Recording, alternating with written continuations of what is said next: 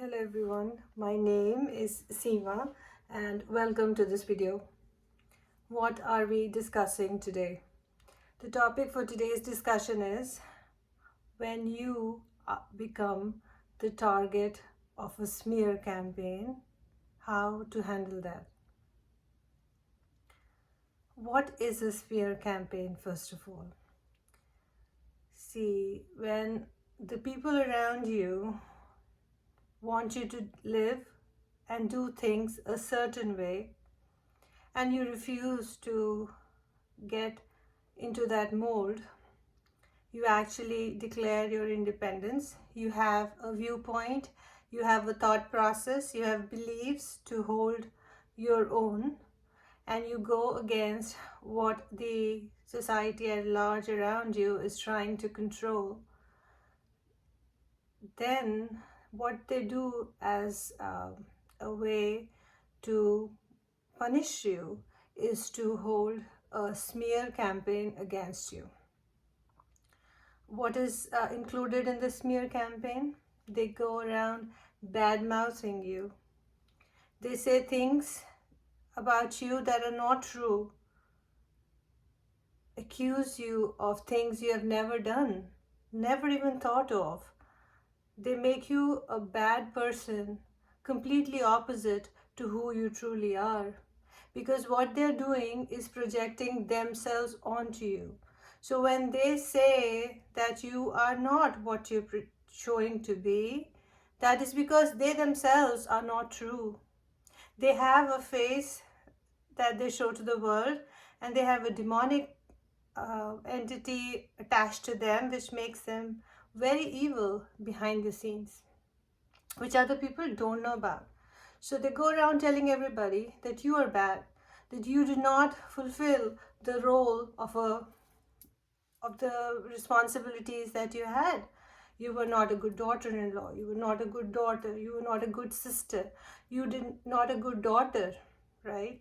Because they are finding faults and taking out certain things from your past and just making up stories based on that.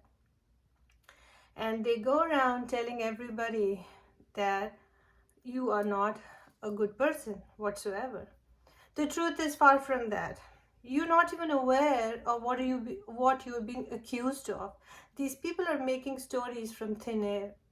And they just don't stop at that. It's not just one person against you. They enroll other flying monkeys who are actually the enablers for the narcissist. So their own sons and daughters, their own husbands, their wives, their own children, uh, their own friends, their own within the relationships, family dynamics or outside, who they enroll, who go about telling everybody that, see, we're telling you this woman is good for nothing or this person is good for nothing. And now what happens is you have not said anything and you have a massive campaign going on against you. So there are people, not one person, but many, who have gone and told anybody who is either neutral or was ever saying good things about you, I now have a completely different outlook for you. So suddenly, when you reach out to this third party, they are not responding to you. They don't want to talk to you. They don't want to invite you anywhere. They don't want to deal with you anymore. And you're surprised because, hey, what happened to this person overnight? Well, nothing happened to this person overnight by themselves. There was a catalyst in between, the narcissist, the family member who wanted to control you, who has gone out of the way, calling, reaching out to these third party people, telling you of how good for nothing you are. So no doubt, when you reach out to them, this third party doesn't want to deal with you. That is called a smear campaign. That is the ultimate thing that a narcissist can do to destroy their victim. Now, what does one do in such a circumstance, right? You're not even aware. Well, they think that you're not aware, but they forget that under all this abuse, what you have developed is a very strong intuition and a connection to the divine. So when they think that they're being so clever and so smart doing these things behind your back and to isolate you and to punish you like that, you actually know what's going on. And what, or someone on your side, maybe this one person will ever come and tell you that, maybe they'll show up and tell you what's going on.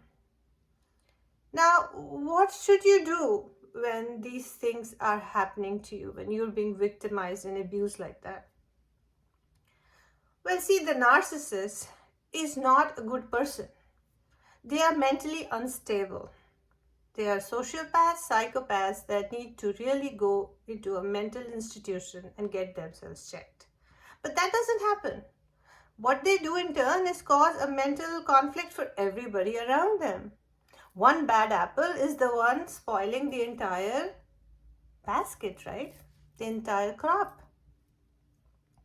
So, what should you do? Should you fight for your right? Will the narcissist ever understand? Will the third party ever understand? That's a very important question. See, the narcissist is a gone case. You should not invest any amount of energy with a person who's so mentally unstable.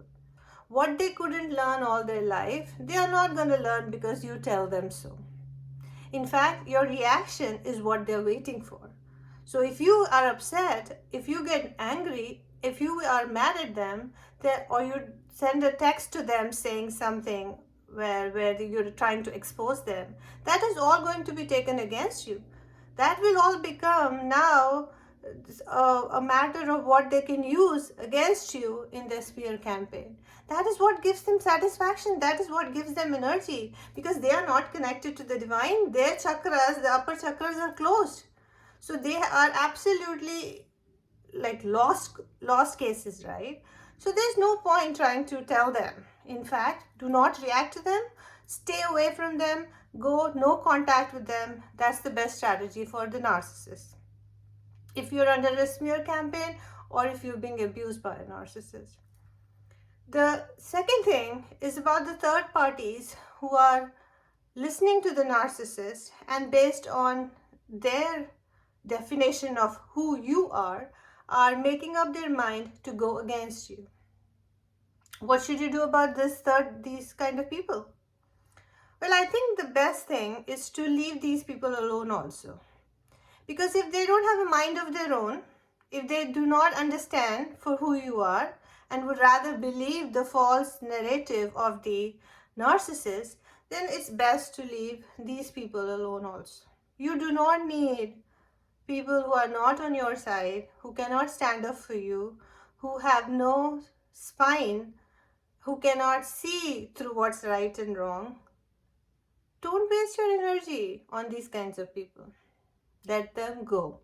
They were never meant to be yours. What you should do is now try to strengthen yourself by yourself without the need of anyone, because this whole game of narcissism, the web that the narcissist was spinning against you, was in fact a lesson for you to learn to find your own self-worth, to find your own self-confidence, and not to rely from the outside for any sort of validation.